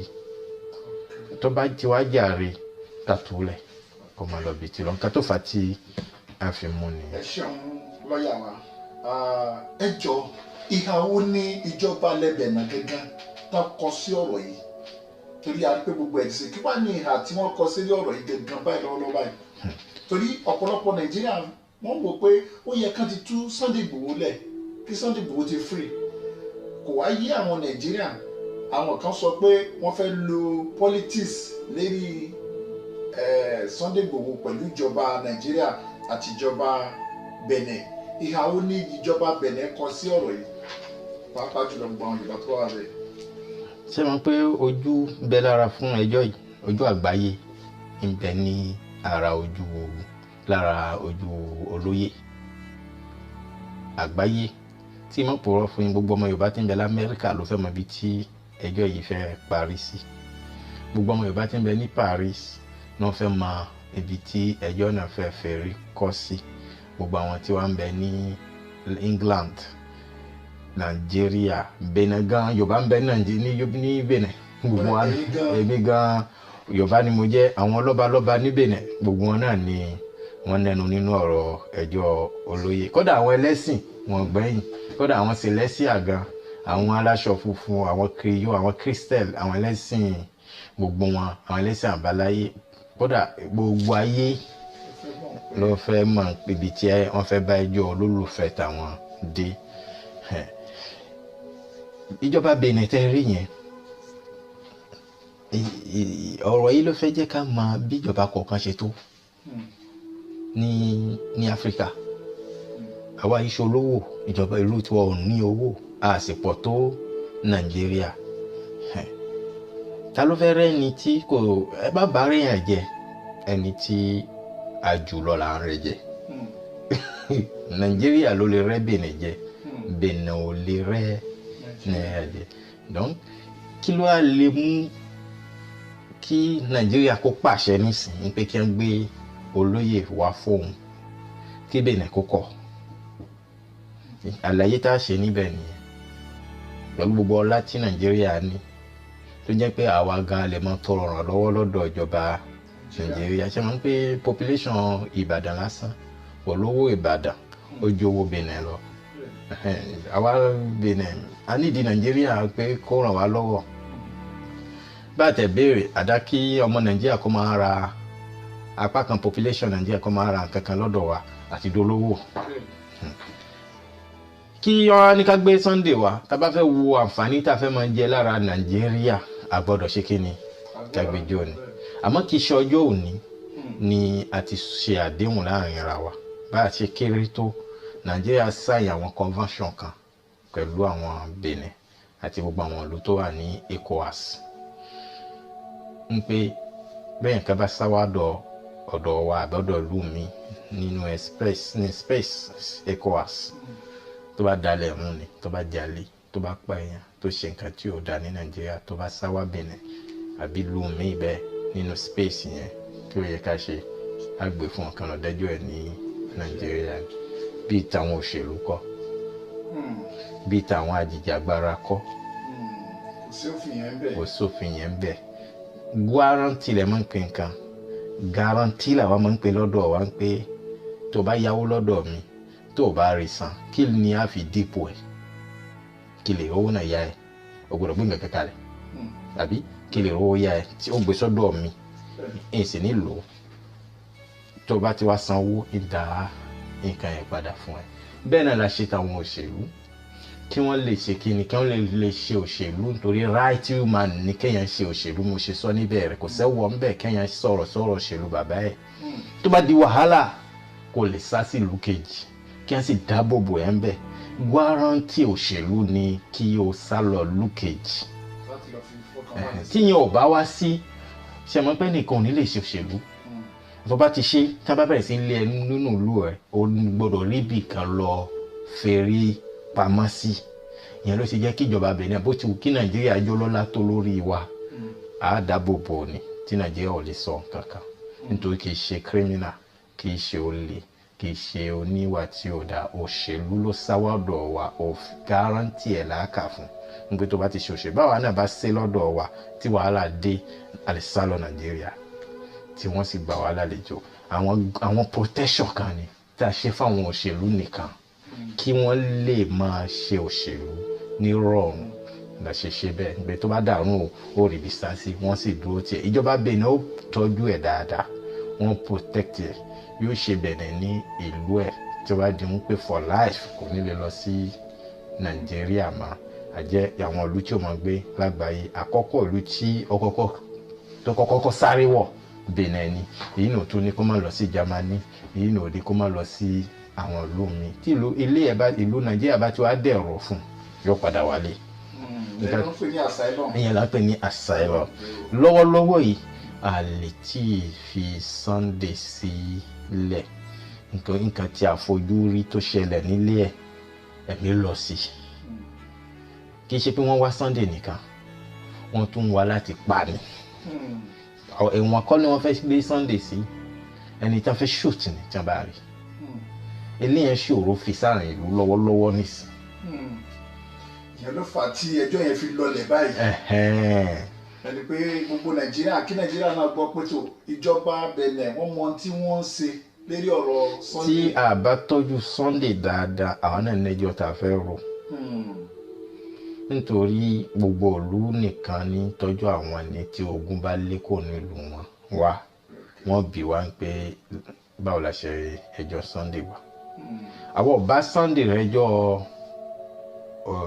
òṣèlú nílùú ẹ̀ ẹjọ́ tá a gbé sí lọ́rùn ní ọ̀dọ̀ wa ẹjọ́ tí a lè wá kẹsẹ̀ kó tó bá yá ni tí a fún ní freedom nítorí kókó ní ìlú ẹ̀ ó dé lọ wá ní ìjọ 18 àbí 19 wọ́n sì mú ní 20 lóru kí ló ti ṣe tí àdúgbò wo ló ti balẹ̀ jẹ́ tí a fẹ́ àmọ́ àlè gbé pamọ́ sáàrin àwọn ẹlẹ́wọ̀n láì mọ́ kankan sí lẹ́sẹ̀ nítorí inú protection àmọ́ bóun ṣe wà ní protection tí ẹ yàtọ̀ sí protection àwọn ẹlòmíì ẹni tí wọ́n lọ lé ẹ̀ tíjọba Nàìjíríà lọ yìnbọn ni tọ́lọ́hún yọ tán sí pẹ̀yàn nílé ẹ̀ tá a mọ iye èèyàn tó kú láàrin àwọn ọlọ́pàá àti àwọn èèyàn tó wà nílé ẹ̀ a kà ń gbọ́ pé èèyàn méjì ló kú nínú àwọn èèyàn Sunday ni bí èèyàn kú nínú àwọn èèyàn ọlọ́pàá nísìn àmà nǹkan tó ṣẹlẹ̀ pàtó lórúkọ 1st July nílé ẹ̀ ojú ẹnìkan ò tó irú èèyàn bẹ́ẹ̀ tó bá wọ̀ lú yín ẹ fi kẹ́ mọgbọ́n tẹ́ fi tọ́jú ẹ̀ ẹ lè fi ilẹ̀ sátàyà bẹ́ẹ̀ ewu tó kù ní èrè ẹ̀. ẹ sọ fún wa pé kí Nàìjíríà fọkànbalẹ̀ pé kò sí kankan. gẹ́gẹ́ bí lọ́ọ̀yà Sunday mo fara mọ́ bí tí wọ́n gbé sí nítorí ìdáàbòbò tó péye àmọ́ títí dìgbà wo ni ìjọba ilẹ̀ Benin yóò wá sọ pé ó tó ká fún ní freedom tí mo bá kánjú béèrè freedom ẹ̀ tí kankan bá lọ ṣe wọ́n ní àwa náà la pa Sunday àmọ́ bí nǹkan bá ṣe ń lọ láàrin ìlú àbí bí ìfọ̀kànbalẹ̀ bá ṣe ń wà ní Nàìjíríà lórí ọ̀rọ̀ àṣẹ nation àníṣe nation tí ò bí ogun mọ́ tí ò bí wàhálà ni yóò fi máa yá wa láti sọ pé kò tún sí ariwo kan mọ́ kò tí sí fọ̀yàfọ̀ mọ́ ẹ tún lẹ̀ nísìn kó máa lọ sí Germany kó lọ bá wọn mẹ́. alákọ̀ọ́kọ́ náà Interpol ni wọ́n gbé síwájú pé yóò mú Sunday gbogbo nǹkan tó lọ́wọ́ bá sì ṣe Ọlọ́run nìkan ló yẹ tí wọ́n bá mú Sunday ní ọ̀dọ̀ wa náà bẹ́ẹ̀ ni wọ́n ní mú ní Germany tí ń lọ náà bẹ́ẹ̀ bá sì mú ní Germany ojú ọ̀ ní tó bẹ́ẹ̀ wọ́n ti gbé dé Nàìjíríà lágogo tá a wà yìí nítorí àárín àwọn ẹni tí wọ́n ti mú àárín àwọn Yorùbá ni ní Benin àwọn Yorùbá ń bẹ ń bẹ àṣírí àwọn èèyàn tí wọ́n jáde ní ìlú wa tí wọ́n kọlu jú mọ́ àwọn ìjọba Benin pé ẹ má gbé lọ ọmọ wa ni o àwọn Yorùbá tó wà ní Benin dúró tì tí Yorùbá kan ta ló nínú tó dúró tì ní Germany bọ́lọ̀ bá fẹ́ gbàdúrà yóò ní kó má débi tí wọ́n ti mú ẹ ibi tí wọ́n ti ara nílé rí sọ yóò ní kó má tí ì débẹ̀ yóò ní kí wọ́n mú ẹ níbi tí a ti rí sọ. nǹkan tó jẹ́ kí a máa rí sọ náà nísìnyí ni pé wọ́n rí gbé padà lọ Nàìjíríà títí fi di ọjọ́ òní wọ́n rí gbé lọ Nàìjíríà ìjà àti máa wí ní ẹjọ́ níbi tí a wà yìí. in tó ń ṣẹlẹ̀ yìí ẹ̀yin tí ẹ bá wo kéèsì yìí tẹ́ ẹ ti gbọ́ rí láìpẹ́ yìí ní tírélà ló yà pa àwọn kan wọ́n pe bẹ̀ ní Sẹ̀líkà bẹ́ẹ̀ náà ní Sẹ̀líkà nìbàdàn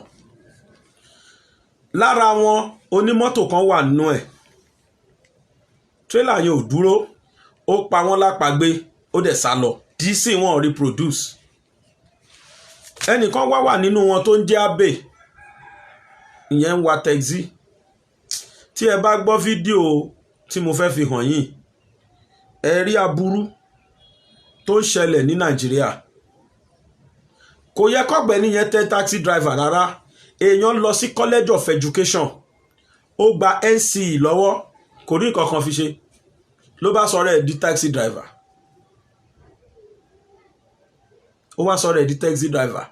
ó padà bá kú ẹ̀ pàdé nínú nǹkan tó ń ṣe yẹn ìyàwó aṣáájẹ ọmọ àjẹ ẹ̀ tó wá jẹ̀gbọ́n fún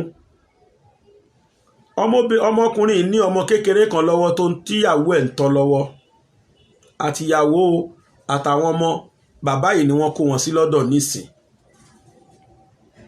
wọ́n wá lọ interview bàbá yẹn mo dì mẹ́fìt láti gbé fídíò yẹn wá tó rà lè rí ẹnikẹ́ni tó lè fẹ́ ṣàánú bàbá yìí a lè rí ẹnikẹ́ni tó lè fẹ́ because mo wo fídíò yẹn mi bọ́ lójú mi bàbá yìí téèyàn bá gbé sáyé wẹ̀ bóyá ọlọ́run lè sọ pé because ó ti ṣẹlẹ̀ ọlọ́run ò ní jẹ́ ká bára wa lẹ́sẹ̀ ògbèjì mò ń bọ̀. tó ẹni tí ẹ̀ ń wò lójú wa ni ẹni tó kù fún ọ̀gbẹ́ni Abbey tá a lè pè ní bàbá àti ìyá rẹ̀ tó kù kí lè orúkọ ìsà. orúkọ mi ni Akin. ẹ kú àmúra àní irú ẹ̀ mọ̀mọ́ ẹ kú àmúra náà ṣá kò ní ṣẹlẹ̀ mọ́ ọjọ́ àjìnà síra wọn gbogbo bó ṣe ń dùn yìí àmọ́ kí lẹ lè sọ pa àbúrò yìí. kò sírú kan láàrin òkúta kò sírú yẹ̀pẹ̀ nínú iyọ̀ ẹ wo mi ò mọ bí mo tẹ́lẹ̀ gbé kalẹ̀ torí ọmọ dáadáa ni ó gbìyànjú níwọ̀nba tó rí tọ́lọ́run fún ó lọ sí skul àìríṣẹ́ lọ sọ́dọ̀ onímọ́tò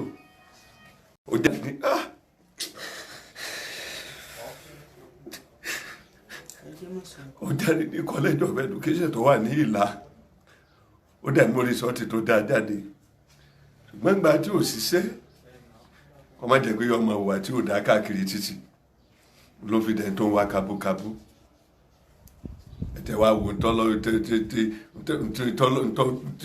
ntọ́lọ́run lo àwọn àka ènìyàn láti kádàrá máa yé mi ó fi ìyàwó lẹ̀ ó fọmọ lẹ̀ ìyàwó wà ní oyún bí gbogbo ẹ̀sẹ̀ rí ń ṣe báyìí ẹrù tèmi gan mi ò mọ bí mo ṣe lè gbé tòró kéré pátápátá sí ọmọ bíi mẹ́ta wà ní higher institution tèmi gan tọ́ ọmọ ló fi ilẹ̀ yìí ibo mo fẹ́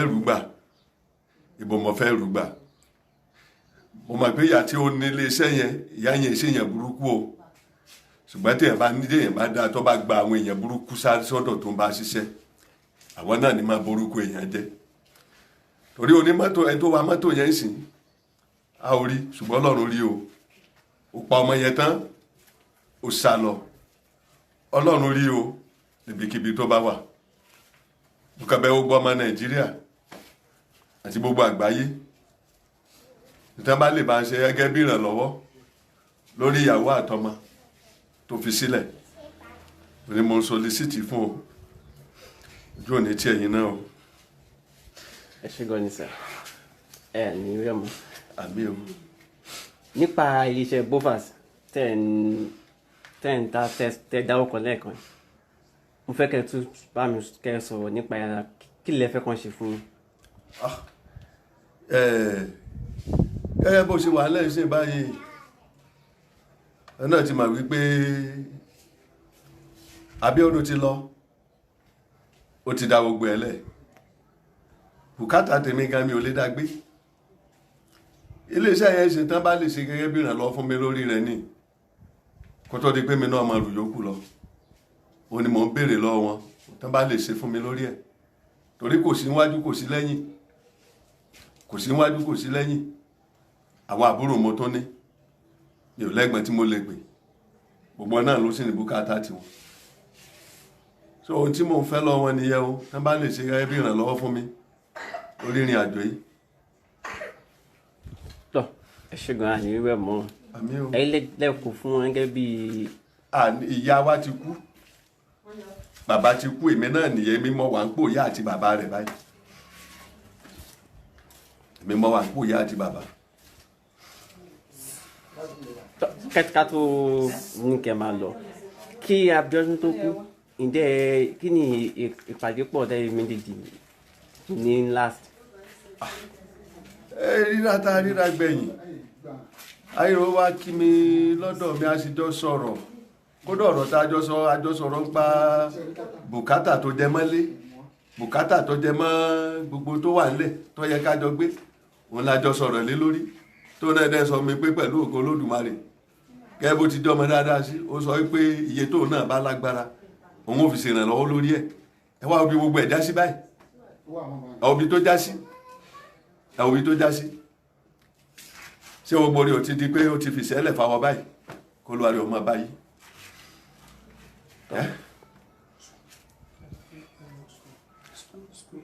wọ́n ti sọ graduate NC ní Ìlaro ni. ṣá.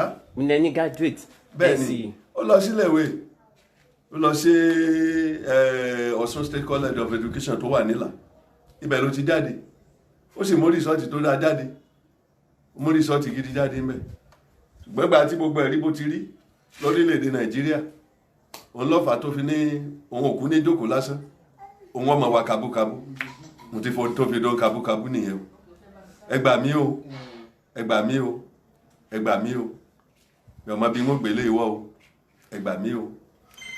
ẹ ṣe gan ni.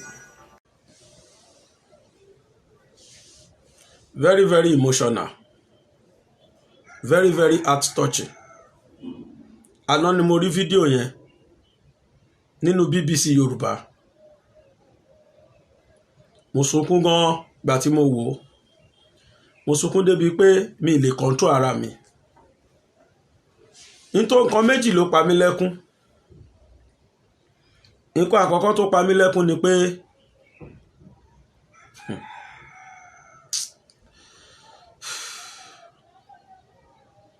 ẹni lọ school ó kàwé dáadáa, at least ẹni tó kà dé NCE láyé àtijọ́ grade 2 làwọn bàbá wa ń kà tán fi ń di àgbà ọ̀jẹ̀ nínú teachers.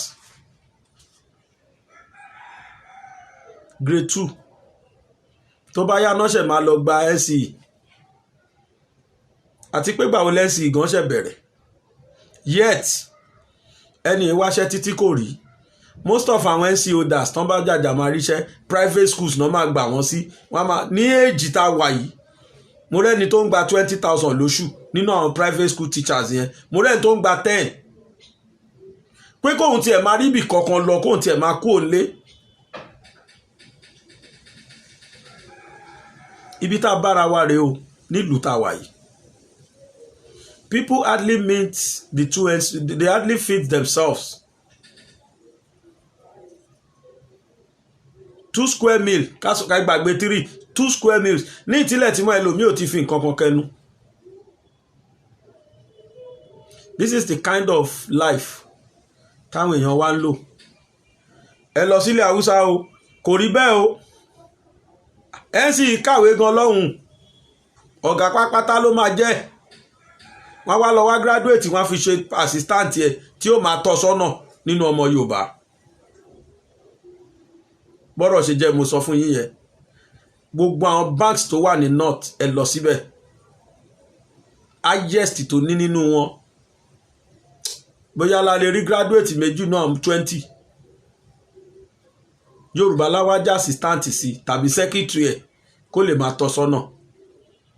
Ẹ tó jẹ́ secretary yìí ó lè jẹ́ PhD holder ni. Ìtó bá kàwé nú wọn náà ẹ wo kí ló fi wọ university, kí ló fi wọ poly, kí ló fi wẹ́ sí ordinary pass. Wọ́n ti wá ṣe oríṣiríṣiríṣi programs IJMB, SGRS àtàwọn nǹkan kan program bẹ́ẹ̀. Àwọn wọ́n pè ní School of Continuous Education. Wọ́n ní káàkiri schools wọn. IJMB yẹn interim joint JAMB board àbí kí ni wọ́n pè ní IJMB yẹn. Tó bá ti pass pẹ̀rẹ́ báyìí ó lọ 200 level university straight ni. Wọ́n pe school kan ní CAST, ẹ̀yin tẹ́ mọ̀ Kánò dáadáa. Wọ́n pe school kan ní CAST, mi wà mọ̀ bóyá ó sì wà ńbẹ̀ tó lèmi ti gbé Kánò rí nígbà tí mo lọ sí BU. Wọ́n pe school kan ní CAST, Kano State School of Remedial Studies. O nídìí kó ní ṣáàtì ṣe wà ẹ́ kiri. O bá F9 parallel wá wọbẹ̀ tó bá ti lè jáde ńbẹ̀ ọdún kan ni o bá ti lè ṣe tán 200 level straight to university láì ṣe nǹkan kan. This is the way táwọn ẹni tó ń fi program ẹ̀ lẹ̀ sílùú tiwọn. Kẹ́ ẹ tó rí ọmọ Haúsá tó ka ìwé tó kàwé dé NCE tó wá ṣe taxi driver kì í ṣe Nàìjíríà yìí. Ẹni tó kú yìí o at least ó lọ sí NCE odidi ọdún 3 ni wọ́n máa ń lò ńbẹ̀ 3 good years ni wọ́n máa ń lò lẹ́sìn kan tó graduate. Ó kọ project o ó lọ ṣe teaching practice o but nígbà tó jáde ó kú léèwé tó fẹ́ gbà ó kùṣẹ́ tó fẹ́ fi ṣe nígbà tí orí kan ṣe ó sọ̀rọ̀ ẹ̀ di kabúkabú. Ẹ lọ wọ márúwá ní Nàìjíríà ẹ rí oríṣiríṣi àwọn ọmọ Yorùbá tó jẹ́ pé graduate ni wọ́n tí wọ́n máa sọ òyìnbó gidigidi sí yín. Ẹ ti wọ̀ pé graduate lélẹ́yìí tó ń sọ̀rọ̀ yìí kódà inú àtúmọ̀dùn pòun tiẹ̀ torí márúwá wà. Márúwá àwọn òun kọ́ ló ní o ó lọ gbà ní installment lọ́wọ́ ẹnìkan ni tíyẹn ń gbowó lọ́wọ́ ẹ̀ lọ́sọ̀ọ̀sẹ̀. Tán bá ra 10 naira wọ́n á gbé fún 25 naira. A wá fi gbogbo ọjọ́ ayé ẹ̀sìn wọn ọwọ́ pòun tiẹ̀ ń ríbi jáde lọ ó ń ṣẹ́kùn kankan yẹn ó ti tẹ̀ lọ́rùn. A whole graduate tó ti lọ jìyà láti primary school to secondary school to university. This is what we are witnessing in this country. Ní ayé Awólọ́wọ̀ àwọn bàbá tiwa UI ni bàbá mi ti jáde kó tó lọ sí university labroad. University of Newcastle upon Tyne ni bàbá mi lọ. Nàìjíríà ló fún scholarship. Wọ́n dá dúró sọ́run ó wo sálárì yẹn pé kí ni owó yín kò lè pé òun padà wálé. Nígbà tí bàbá mi wà UI ó máa ń sọ fún mi pé àwọn ní pọ́tà méjì ìtó máa ṣiṣẹ́ láàárọ̀ ọ̀tọ̀ ìtó máa ṣiṣẹ́ alẹ́ ọ̀tọ̀. Àwọn jáde báyìí wọ́n máa tẹ́ bed wọ́n máa fọṣọ àwọn. Oh God.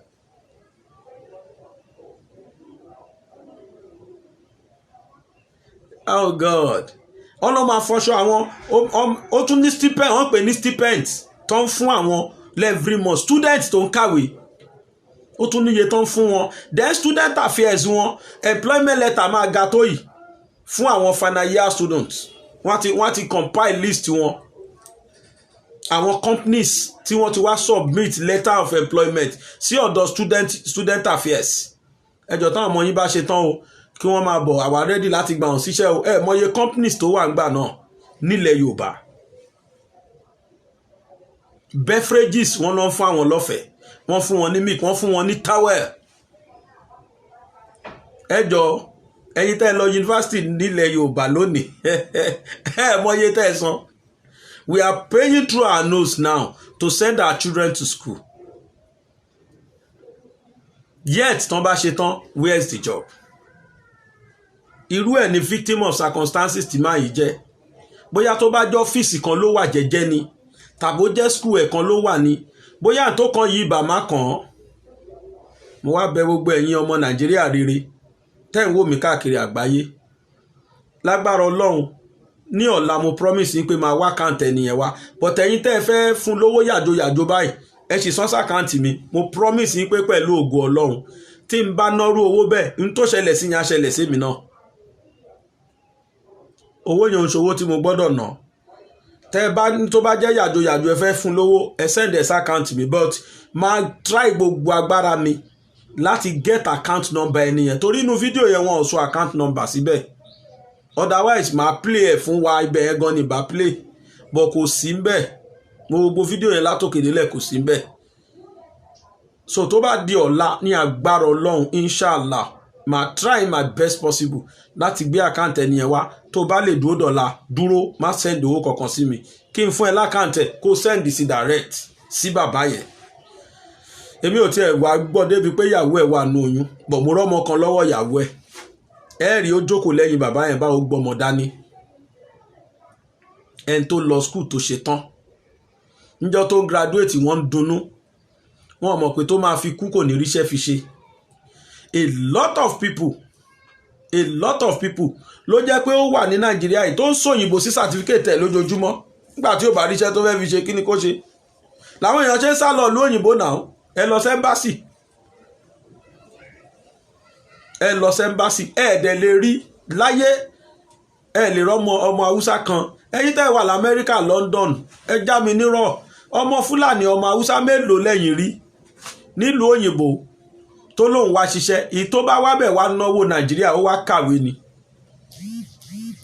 tàbí kó ní very good business very viable business ọ̀pọ̀ ní Dubai bẹ́ẹ̀ bíbà èmi ti gbé Dubai rí bìrúdì change wọn báyìí kódà gbagbara ni. This is what we are witnessing in this country. We need that change. We just need that change. Nǹkan tó jẹ́ kémi gan advocate kí lórúkọ bàbá Gani Adams wàláhì ó ti sọ̀rọ̀ ẹ̀yin tẹ́ ẹ wo fídíò Gani Adams yẹn bóyá jẹ tàbí jẹrin kan mo post ẹ̀ ẹ̀yin tẹ́ ẹ wò ẹgbọ́n tọmọkùnrin yẹn sọ ó fún gọ́fìmẹ̀ntì ní options méjì ó ní it's either you let the Yoruba go for their Yoruba nation or you do regional but for 2023 only forget it only it's either you return us back to regional or you approve Yoruba nation or you support it because èmi ṣì witness nígbà tá a wà ní regional tá a wà ní kí náà pè wá south region àbí western region tá a wà western region free education lèmi ṣe from my primary 1 to primary 6 if mo tún lò wọ secondary school wọ́n máa fún wa ní ìwé free à ń jẹ oúnjẹ free àwọn teachers wa náà tún gbé commodities lọ lé ní ilé gbàgbé orúkọ kìíní yẹn láíláí torí bàbá mi ń gbé wálé òróró rice gbogbo ẹ̀ náà máa pín fún wọn when this Yoruba land was okay when we are plowing back our money to our own area our own city our own region tá a ti ń pawó tí wọ́n ń ná síbí Cocoa House wà ń bẹ̀ the first tower building in Nigeria if not in Africa pàápàá the first television station free health services gbogbo ẹ̀ ló wà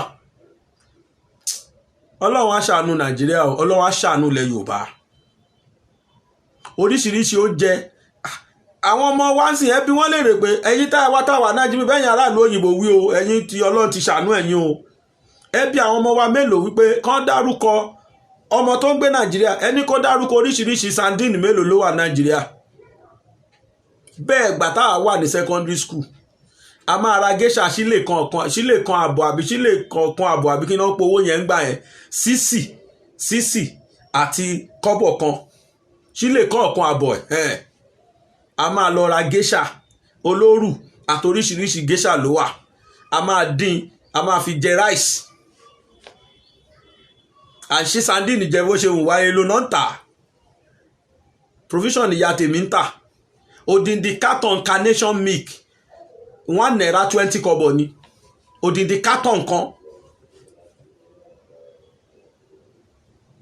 about 10 dozens ló wà nú ẹ̀ Carnation milk odindi carton kan because owó tí wọ́n ń pa nílẹ̀ Yorùbá wọ́n ń ná sílẹ̀ Yorùbá ni wọ́n kó lọ central so ọgbọ́n tó ṣẹlẹ̀ níyẹn náà ńgbọ̀n bá pawó ń bí tí wọ́n lọ fi tí wọ́n fà wá ṣéǹjì tí wọ́n wá lọ fi build ọ̀dọ̀ wọn ó láwọn ọmọ wọn ṣe ń wáṣẹ́ kiri in tó tọ́ sọmọkùnrin yóò lè tọ́ sọmọ tiwọn because iṣẹ́ wà abundantly lọ́hùn èmi ti gbé Kánò rí ayé rọrùn bẹ́ẹ̀ bájọ́ kadà ló fẹ́ gùn wà mọye tó máa pa lójúmọ́ àwọn tó dẹ̀ ń gọ́ kadà àwọn illiterate wọn ni but ń bí graduate tiwa ló ń gọ́ kadà ló ń gun márúwá ó bá tiẹ̀ tún rí gùn tó bá tún rí gùn àìmọye ní jí láàárọ̀ tó ń sùn láàárọ̀ bẹ́ẹ̀ so màá send account ẹ̀yin gbogbo ẹ̀yin tẹ́ ń béèrè account màá fún yín láàkáǹtì mi sìn tó bá wù yín tẹ́ bá fẹ́ send ẹ̀ lénìí ẹ̀sẹ̀ tẹ́ bá lè send ẹ̀ ṣe sùúrù ẹ jẹ́ kí n máa try gbogbo effort mi lọ́la láti mú àkáǹtì bàbá yẹn wá tí n bá rí màá post ẹ̀ so ẹ sì lè ṣe sùúrù but tẹ́ bá fẹ́ send ẹ̀ account mi lénìí èní nìkan tí n bá wá rákáǹtì yẹn títí ọ̀la màá jẹ́ kẹ́ gbọ́ mo àmà try lágbára lọ́ọ́ contact BBC number yẹn tí n bá rí wọn kọ́ máa sọ fún wọn pé fídíò yẹn a need number bàbá yẹn tá a bá rí lágbára Ọlọ́run máa mú wá síbí inshallah máa jẹ́ ká rí n tó ní kálukú wa bá ní kódà kó ṣe 10 naira ó ti mú kó irú òdẹ ní tọ́sẹ́ ní kọ̀ọ̀kan wa lágbára Ọlọ́run ò ní ṣe wá lẹ́nu táyé máa tọrọ owó fún ní agbára Ọlọ́run ọba tó special monze mo tún padà sórí ọ̀rọ̀ ẹ̀ àní mò ń wóra mi láàárọ̀ yìí ní live and direct fídíò àná mo ṣe ń present ẹ̀ láàárọ̀ yìí nínú page special monze mo wò títí báyìí mo mi rí mo pe legal adviser mi ó ní òun náà ti ń wò báyìí special monze ní agbára Ọlọ́run tó order máa dé fún ẹ láìpẹ́ o you continue ìyí tí mo tún ṣe kó tún gbé kó tún lọ edit ẹ̀ kó tún máa show ẹ̀ live bí ẹni pé mo ṣe rán ẹ̀ ni Ọlọ́run á ṣe dáadáa fún wa ní agbára Ọlọ́run ẹ ṣá jẹ́ ká kú farada ẹ jẹ́ ká farada in tèmi mọ̀ ni pé Abacha ṣe jù báyìí lọ o kí ló padà gbẹ̀yìn ẹ jẹ́ á máa wo kí ló fẹ́ ṣẹlẹ̀ tó bá jẹ́ pé dáadáa ni wọ́n ṣe fún wa nílẹ̀ Yorùbá ó yọ Ọlọ́run tó bá dẹ̀ já burú ni ó yọ Ọlọ́run ẹ̀yin tẹ́ ń ṣàdúrà ṣá ẹ má dákẹ́ àdúrà. Èmi kì í búyàn nínú program mi àfi kọ́ mi bẹ́ẹ̀. Mi ní bú ẹnikẹ́ni àmọ́ tó ní kálukú bá deserve lọ́dọ̀ Ọlọ́run, Ọlọ́run á fún. Ẹ jẹ́ ká tún pàdé ń bí nígbàkigbà tí n bá tún wá ẹ rí notification mi. Ló ṣe yẹ kí ìwọ náà tẹ follow kó lè rí notification mi, tàbí kó tẹ subscribe àti notification bell lórí YouTube kó lè rí notification mi. Ẹ̀yin tẹ́ wà nínú gbàgede ìmọ̀ ẹ kúrò ń bẹ̀ o, mi ò lò mọ́. Ẹ̀yin tẹ́ dẹ̀ ẹ fẹ́ subscribe síbẹ̀ má subscribe síbẹ̀ mọ́, mi ò lo channel yẹn mọ́. Lágbára Ọlọ́run end of this month n bá ti delete ẹ̀ gan, but torí àwọn tó sì kù tán tí ready àti kúrò tán sì ń retí pé bóyá máa post ni mo sì ṣe fílẹ̀. Lágbára Ọlọ́run láti parí oṣù yìí by September 1st ẹ ní rí gbàgede ìmọ̀ mọ́ ní orí YouTube channel. Instead of that ẹ máa rí bàbá gbàgede ìmọ̀ pẹ̀lú ògo Ọlọ́run. Ẹ̀yin tẹ́ ti wá wà nù bàbá gbàgede ìmọ̀ channel, ẹ̀yin náà ẹ subscribe fún wa. Ẹ wo ibi tí wọ́n kọ subscribe, ẹ mọ̀ pé new channel takútù ẹ bẹ̀rẹ̀ ni. Níṣẹ́ ló dàbí ọmọ yunifásitì tó wá padà sí primary school tó padà sí nursery school. Bó ṣe bí bàbá gbàgede ìmọ̀ channel ṣe rí sí nìyẹn. Àbí àní choice. Àwọn tó máa háàkì kí mi dẹ̀ báwọn tó háàkì náà wí. Nàìjíríà náà ló sọ gbọ́ àdà bẹ́ẹ̀. Ẹni ń ja corporate olè àtẹni tó ń jọ ọ́fíìsì olè ìlú iná ló sọ oníkálùkù dà bẹ́ẹ̀. But èsì tó bá yẹ fóníkálùkù fún lẹ́tà tó ń kọ sọ́dọ̀ Ọlọ́run, Ọlọ́run á fún. Mi ní sọ jù bẹ́ẹ̀ lọ. Oníyanṣẹ́ ọlọ́kàṣe o, gbogbo ẹ̀yin tẹ́ bá mi wo program tèmi náà gbogbo yín ni mo dúpẹ́ lọ́wọ́ ẹ̀. Nọ́mbà èèyàn tó ń wo program yìí fi yé mi pé àwọn èèyàn ò tí ì mọ̀ pa ti bẹ̀rẹ̀ Facebook program padà. Ẹ máa bá mi share program yìí káwọn èèyàn lè mọ̀ pé holiday tí mo gbà o fún security ara mi mo ti padà dé o. Ọlọ́run á ṣe dáadáa fún wa. Lórí YouTube náà ẹ máa bá wa share ẹ̀. Mi kì í béèrè pé kán share fídíò mi because mo ti mọ̀ pé àwọn èèyàn máa wò ó. But torí pàṣẹ bẹ̀rẹ̀ new channel yìí àsọ bẹ́ẹ̀. Ẹ ṣeun mo dúpẹ́ o. Ẹ jẹ́ ká tún pàdé ní ọ̀la. Ẹ má bínú. Àkáǹtì tán ní kí n pè òótọ́ ni mo ti gbàgbé. Ẹ ṣeun ẹ̀yin tẹ́ tún kọ ránṣẹ́. So àkáǹtì yẹn First Bank ni. First Bank. Account number yẹn ni 3074 05 42 14. Lẹ́ẹ̀kan sí First Bank 30 74 05 42 14. Ẹ̀yin tẹ́ bá ń wò lórí YouTube ẹ̀rí tó ràn lábẹ́ ẹ̀rí tó ràn lábẹ́ yà ìtẹ́ bá ní tẹ́fẹ́fẹ́ nìyẹn ẹ̀sán síbẹ̀. Lágbára Ọlọ́run ẹlẹ́dàá èmi kí ní ìyá fi jíṣẹ́. Kódà mo lè ní kí máa yẹn ṣe voice note kó fi dúpẹ́ lọ́wọ́ gbogbo yín kí n play ẹ̀. Ẹ ṣeun mo dúpẹ́ o. Ojú tẹ́ fi ń wò mí ò ní fọ́, etí tẹ́ sì fi ń gbọ́ mi kò ní di o.